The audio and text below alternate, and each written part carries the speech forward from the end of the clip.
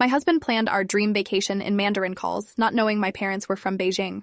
I was folding laundry in our bedroom when I heard Derek on the phone in his office down the hall, speaking rapid Mandarin to someone he called Lily. My hands stopped moving on the towel I was holding because my husband didn't speak Mandarin. At least that's what he'd told me for the 8 years we'd been married. I'd grown up speaking it with my parents who immigrated from Beijing before I was born, but Derek always claimed he only knew basic phrases from business trips to Shanghai. I moved closer to his office door and listened to him discussing flight arrangements and hotel reservations in flawless Mandarin. Better than mine, actually. With tones so precise he must have studied for years. He was laughing about something with this Lily person. Their conversation easy and familiar in a way that made my stomach drop. I pulled out my phone and started recording. My journalism training, kicking in automatically even though my hands were shaking. Derek said in Mandarin that he'd tell me the conference got moved to Seattle, that I'd never question a work trip because I trusted him completely. Lily laughed and responded that 8 years was impressive, that most men couldn't maintain a cover story that long. He told her the flight to Bali left on Friday, and he'd already transferred another $20,000 to her account for expenses. My brain struggled to process what I was hearing because this wasn't just an affair. This was a completely separate life he'd constructed using a language he knew I spoke, but had somehow convinced himself I couldn't understand well enough to catch him. I saved the recording to 3 different cloud accounts before I even stopped shaking. The bedroom suddenly felt smaller, like the walls had moved closer while I was standing there trying to figure out how many conversations I'd missed over the years, how many phone calls in restaurants or quick exchanges at parties where he spoke Mandarin thinking I wouldn't fully comprehend.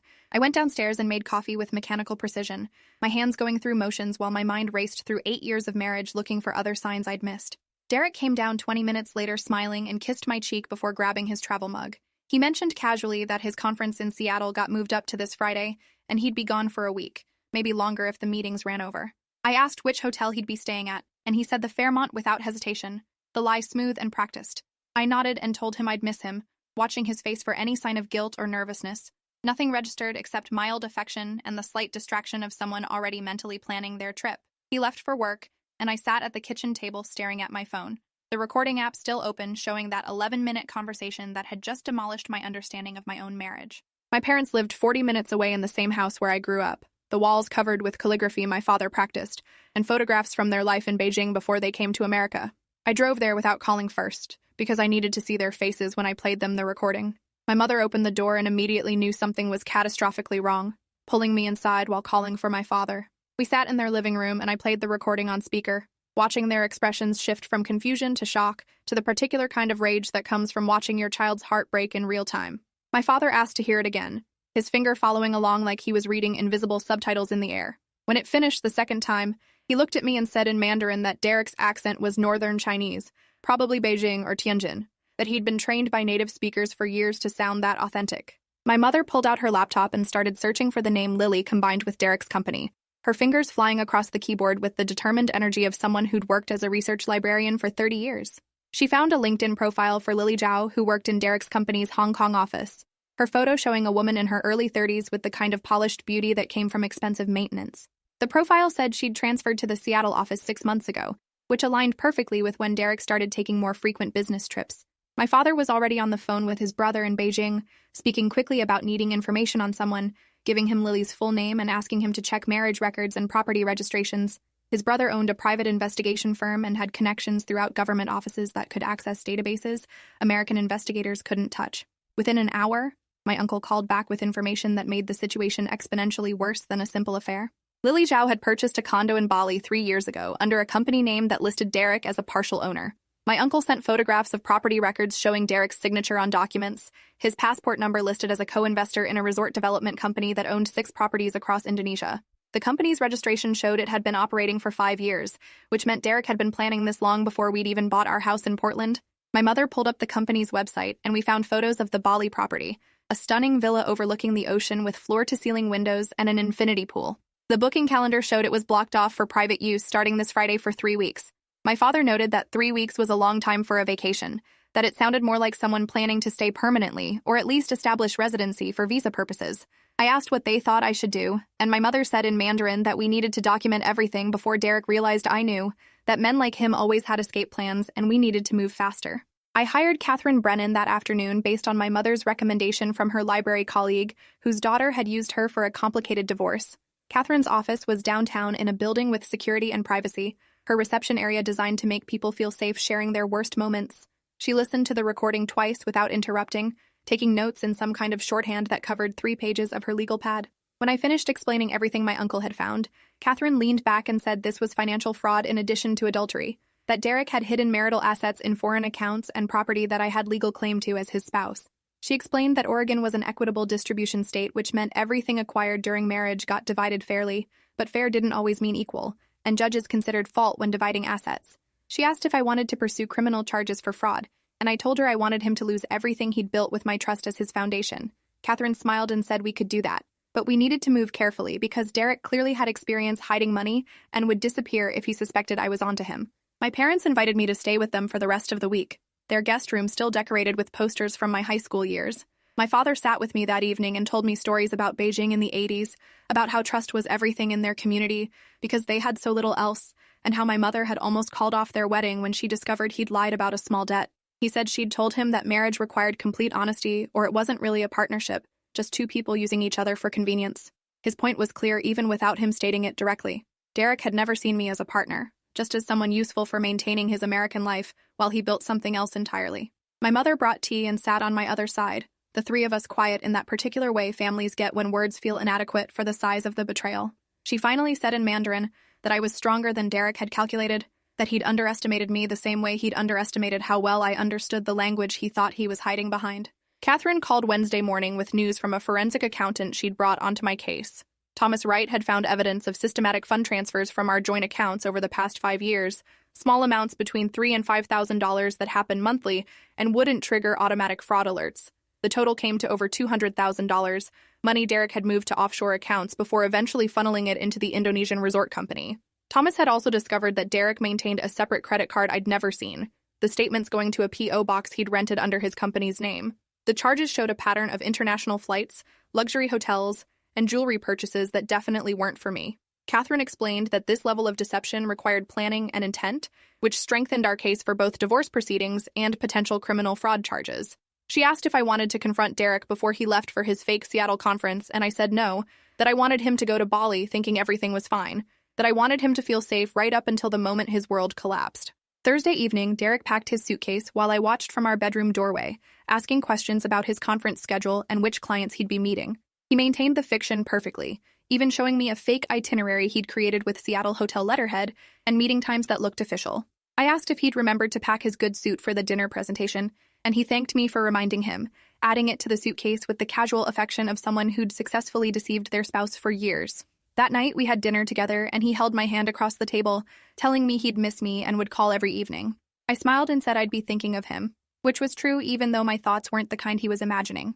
After he fell asleep, I went through his office methodically, photographing documents and forwarding emails from his personal account to a secure address Catherine had set up. I found a burner phone in his desk drawer with text messages to Lily discussing their plans, including one where she asked if he'd told me yet, and he responded that he'd wait until after they were in Bali to send divorce papers, that it would be cleaner if he was already gone. Friday morning, Derek left for the airport and kissed me goodbye. His performance so convincing, I almost doubted the evidence I'd gathered.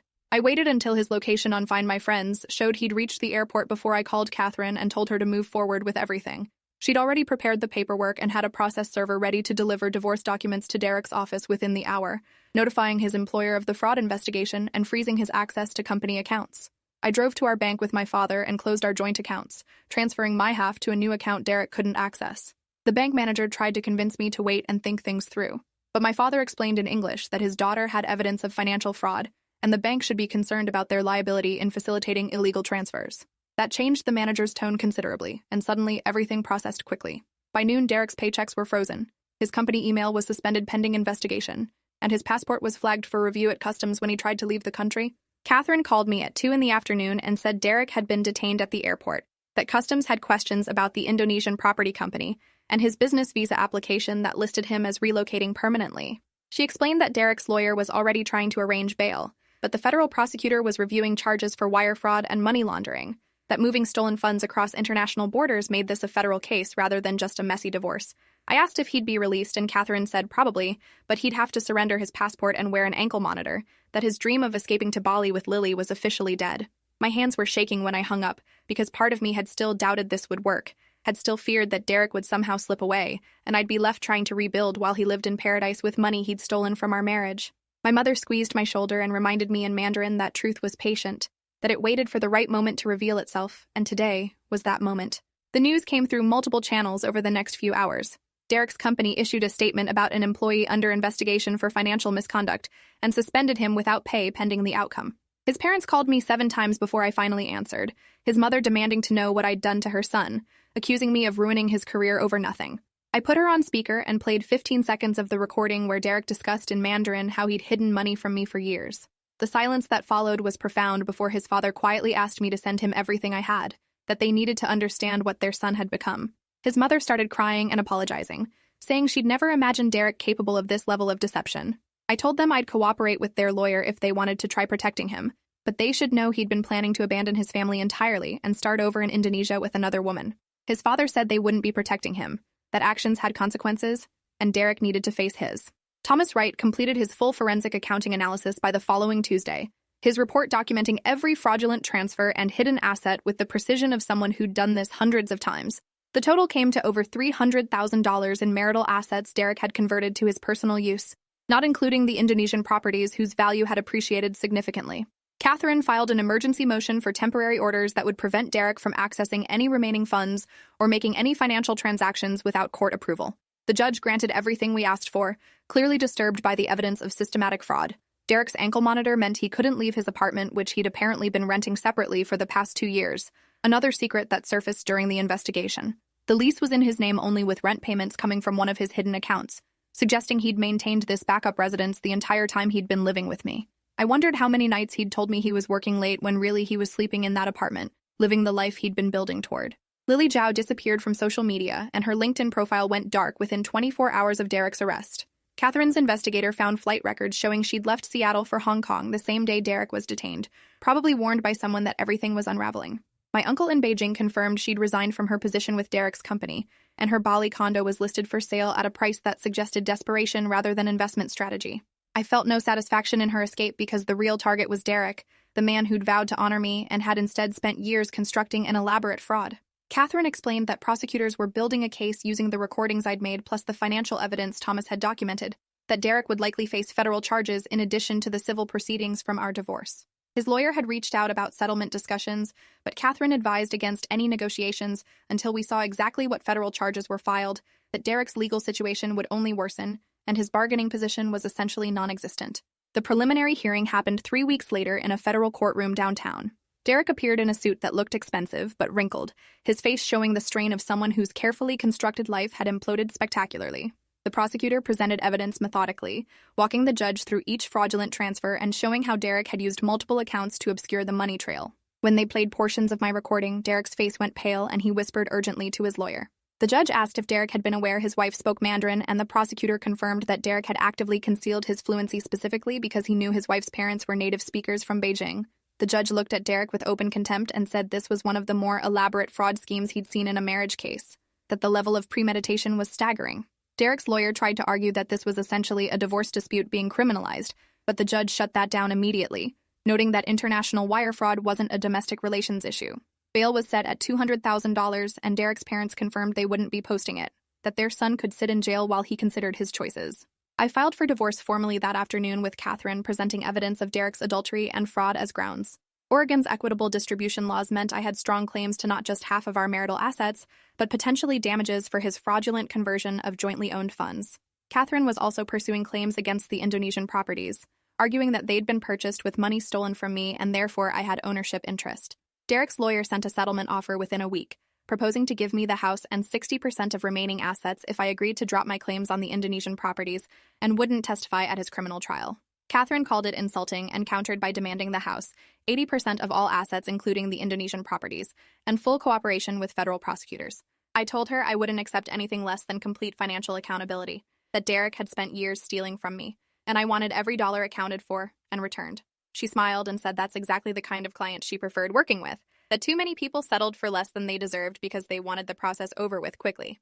The federal prosecutor assigned to Derek's case was named Amanda Reeves, and she had a reputation for aggressive pursuit of financial crimes. She met with me and Catherine to review evidence, her questions sharp and focused on establishing Derek's intent to defraud.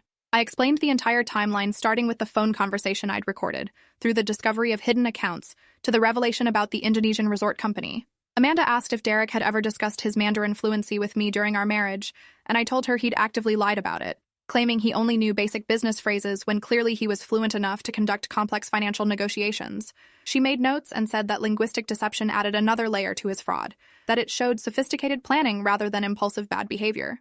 Amanda explained that federal sentencing guidelines for wire fraud could mean significant prison time, especially with the aggravating factors of international money laundering and duration of the scheme. She asked if I'd be willing to testify at trial, and I said absolutely, that I wanted Derek to hear in open court exactly how his deception had destroyed 8 years of my life. My parents hired their own attorney to pursue claims against Derek for alienation of affection and fraud against their daughter. Oregon didn't recognize alienation of affection claims, but their lawyer argued that Derek's fraud had targeted their family specifically by exploiting their cultural background and language. The strategy was to pressure Derek from multiple legal directions simultaneously, making settlement increasingly attractive as his legal bills mounted. My father explained in Mandarin that in Beijing when he was young, communities dealt with fraud by making the cost of deception so high that it destroyed the perpetrator's ability to function socially or economically.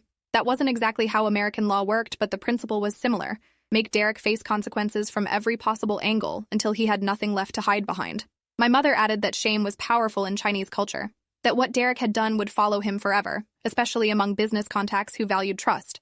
She'd already contacted people in Derek's professional network, quietly letting them know what he'd done, and his reputation was disintegrating faster than his bank accounts. The divorce discovery process revealed more secrets buried in Derek's digital life. His laptop contained spreadsheets tracking expenses for maintaining his relationship with Lily, including an apartment he'd rented for her in Seattle and a vehicle he'd purchased in her name. The total spending on her alone exceeded $100,000 over 3 years. There were also emails discussing his exit strategy, including a message to a lawyer in Singapore about establishing residency and transferring business interests to Indonesian entities outside U.S. jurisdiction. Catherine used these to argue that Derek had been planning to abandon me permanently while leaving me financially devastated, that this wasn't just an affair, but a calculated destruction of our marriage for his personal benefit. The judge handling our divorce case granted my motion for pendente light support, ordering Derek to pay me $5,000 monthly from whatever funds he had access to until the divorce finalized. Derek's lawyer protested that his client was unemployed and facing criminal charges, but the judge noted dryly that Derek had found money to maintain a mistress and foreign properties so he could find money to support his wife. Derek's criminal trial was scheduled for 6 months after his arrest, giving prosecutors time to build their case and coordinate with international authorities. Amanda Reeves had contacted officials in Indonesia and Hong Kong, tracking the money trail through Derek's shell companies and offshore accounts. They'd frozen several accounts containing over $400,000 that Derek had been systematically hiding. Amanda explained that recovering these funds would take time because international cooperation required formal treaties and legal procedures, but she was confident most of the money would eventually be returned to me as restitution. In the meantime, Derek sat in jail, unable to make bail after his parents refused to help him. His lawyer filed multiple motions arguing that pretrial detention was excessive for a white-collar crime, but the judge maintained that Derek was a flight risk given his international property holdings and previous plans to relocate permanently to Indonesia.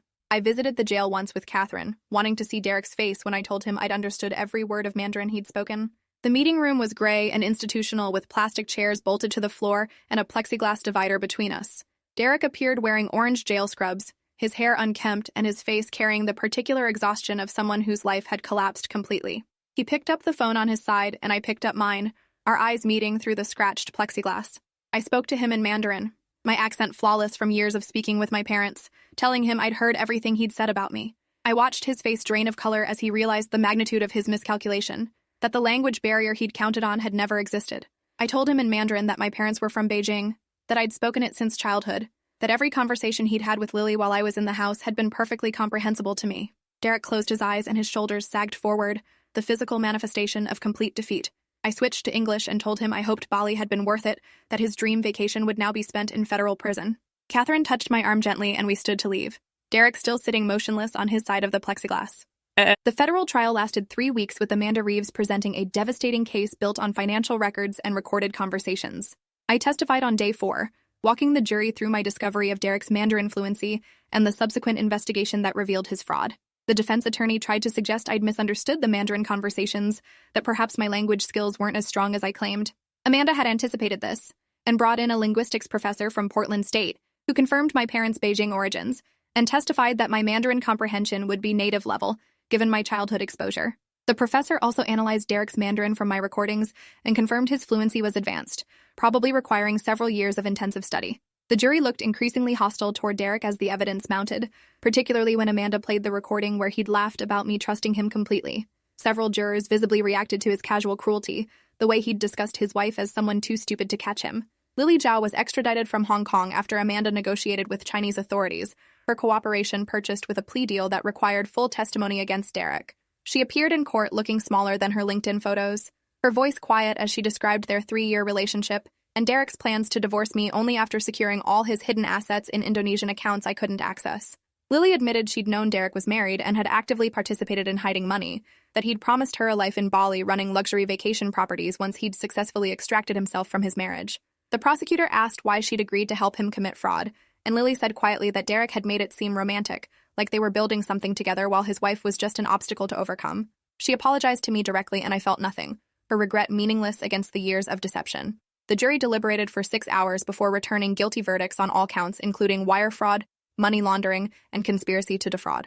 Derek was sentenced to 8 years in federal prison with restitution ordered for the full $300,000 he'd stolen from our marriage. The judge noted that Derek had betrayed not just his wife but the trust inherent in marriage itself, that he'd constructed an elaborate criminal enterprise specifically to exploit someone who loved him. Derek's face remained blank throughout the sentencing, no emotion visible as the judge detailed how his actions had warranted significant punishment. His appeals would likely reduce the sentence somewhat, but Amanda told me afterward that he'd serve at least 6 years before parole became possible. I felt something close to satisfaction watching him led away in handcuffs, this man who'd shared my bed while planning my financial destruction. The Indonesian properties were seized as proceeds of crime and liquidated, the funds becoming part of the restitution pool. Lily received 3 years supervised probation and a $50,000 fine, her cooperation having purchased leniency, but not freedom from consequences. The divorce finalized 2 months after Derek's criminal sentencing, Catherine having negotiated a settlement that gave me everything. The house was mine, the remaining liquid assets were mine, and I received a judgment for damages that Derek would be paying off for decades. His parents contacted me through their lawyer to apologize formally and offer to contribute toward my losses, their shame over their son's actions apparently genuine. I accepted their apology but declined their money, telling them Derek's crimes were his responsibility alone. My father said later that their offer had been the right gesture from a cultural perspective, acknowledging their family's responsibility for raising someone capable of such betrayal.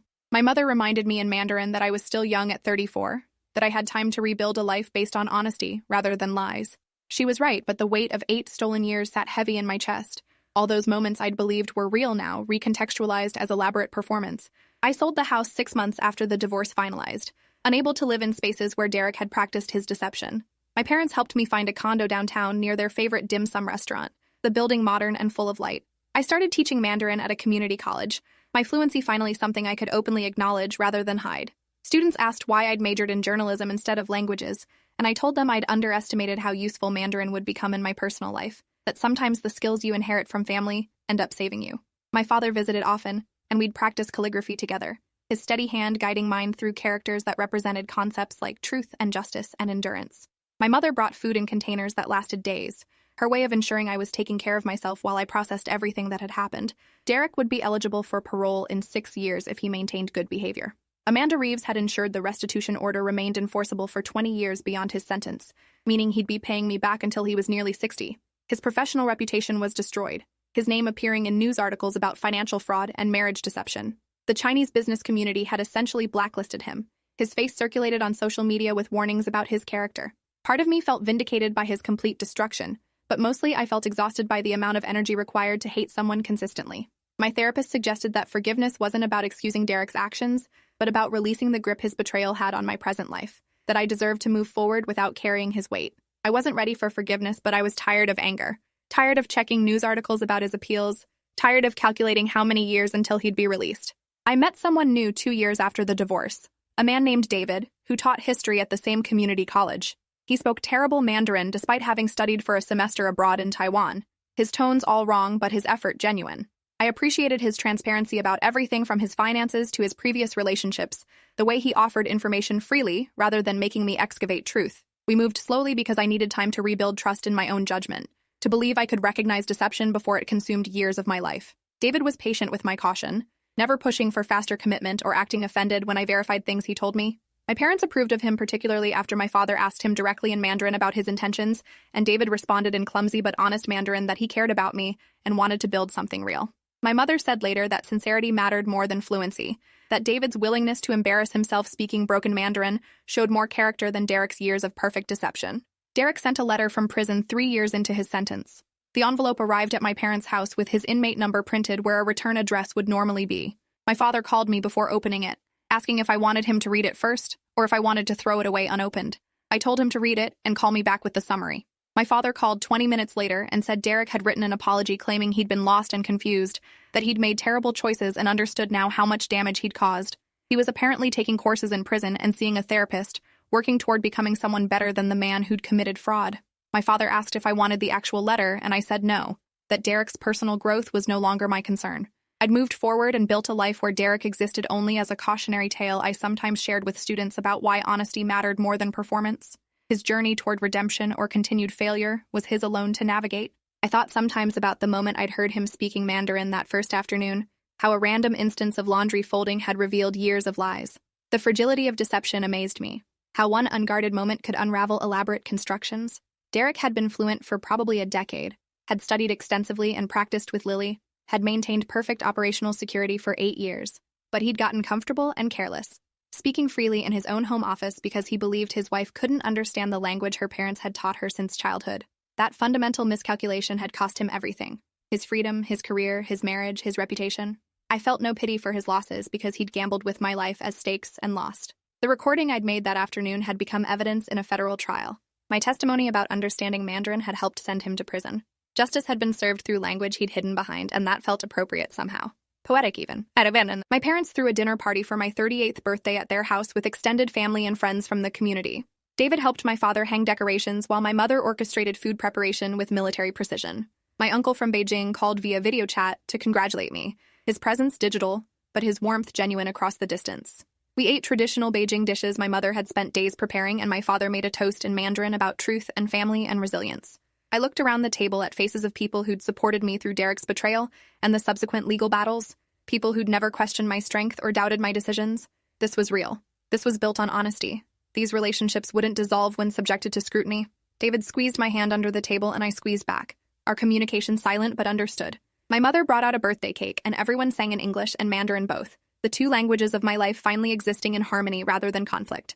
I made a wish and blew out candles, the smoke rising toward the ceiling and dissipating into air. Derek was somewhere in federal prison serving his sentence. Lily was rebuilding her life in Hong Kong under the shadow of her conviction. I was here, surrounded by people who loved me honestly, speaking both my languages without fear. That felt like victory enough. Thanks for watching till the end. Make sure to subscribe and like to not miss the next story.